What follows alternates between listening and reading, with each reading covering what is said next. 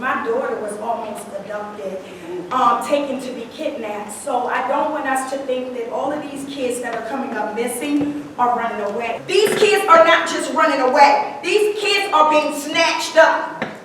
I have dealt, and because I do hair, I've been doing hair for 19 years, I've spoken to many mothers who kids have had encounters. The police that took my police report was coming in the station to write the report, coming from writing a missing person report for another 15-year-old kid. I know many of us know that this conversation was really born out of an article, or really just an image of an article that was circulating around the internet that was not really rooted in fact. And so what happened is, as a result of the thing not being rooted in fact, is people decided to dismiss the whole thing as if it wasn't a real issue. If one black girl goes missing, if one black boy goes missing, how many of us know that's still a problem? We're very familiar with the tragedy of young white girls and women who have been taken, some of who have been found, some of who have not. But we rarely hear about young black girls or young black women. And then when we do hear something about them, we hear about their engagement with law enforcement through prostitution or whatever, but we don't look at them as the victims that they've been. Because we miss so many young ladies that's being exploited because we don't see African American girls as victims. Oftentimes we see them as being misbehaved or fast. So the first thing that we need to do is change the image of our black girls. Change the image of girls of color, period, because they are victims just as well. Just because you don't see them on signs where they're bound and held does not mean that they are not mentally bound.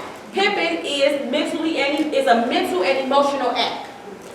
And for girls who are leaving their homes because they are being abused and they're looking for love, they're the perfect person to be exploited by a trafficker.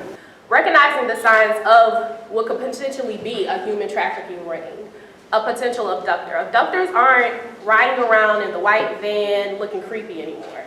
These are people who are very particular about building rapport, seeing the vulnerabilities in these young women and girls and boys, and taking advantage of that. And it's very easy to be anonymous on social media, and there are many different ways that traffickers can lure our children into sex trafficking. They're looking for little taglines like, I am lonely. I just got into a fight with my mom. I don't know where I'm gonna sleep tonight. We are a nation of oversharers, right? And so when you're sharing all that information on social media, traffickers can pick up on it. They know what to tell you to make you feel safe and to make you feel comfortable. And we really need to focus on monitoring that.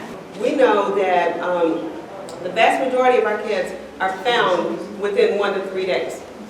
And a lot of them run multiple times, and so this is where they really do start to get in the higher risk areas. When little kids are truant, it's usually a sign of something going on in the family.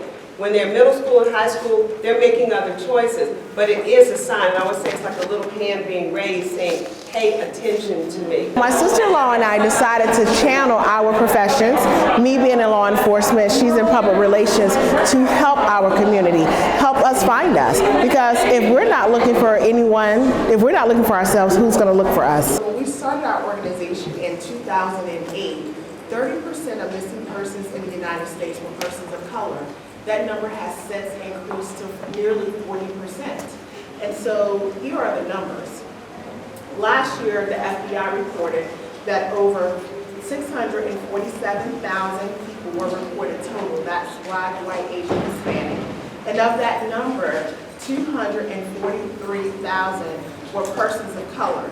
But here's a catch. That's not including Hispanics, who are also persons of color, because law enforcement classify Hispanics as white. You know, I thought a lot about this panel, and I thought about the Black Lives Matter movement. And I thought to myself, you know, what would happen if we made that decision, that this really makes a difference to us, and that the voices of our girls must and need to be heard, and that we're not going to just look at one issue, but really understand how all these common issues of violence and vulnerability in our community really come together to impact us in a negative way. But as a father of girls and a grandfather of a granddaughter, I am always interested in things that would help propel Black women in our society.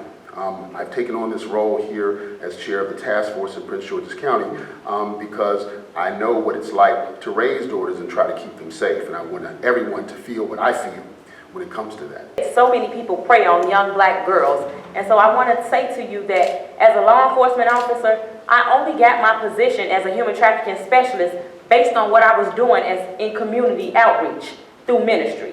So just because the police is not listening or you feel that you are not being heard by law enforcement does not mean that you cannot be heard in the community. And I say to everyone in here, if you want a voice, start screaming, start hollering. Stop waiting for someone else to fix the problems that we face in our neighborhoods, on our blocks, in our communities.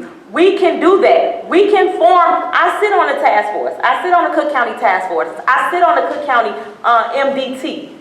I'm the human trafficking specialist, the only human trafficking specialist in Cook County. But the majority of my work, the information that I get on the street, doing community work. This was an opportunity to do some fact finding, then talk to some people who are working in that space already, some of the solutions, some of the best practices.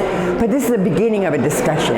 This Congressional Caucus on Black Women and Girls and the issues that we've taken on, it's going to continue until we, move into some action items. We're not naive enough to think that we're going to solve all the world's problems, but we're going to have an impact on making sure that the uniqueness of being black and female is on the table.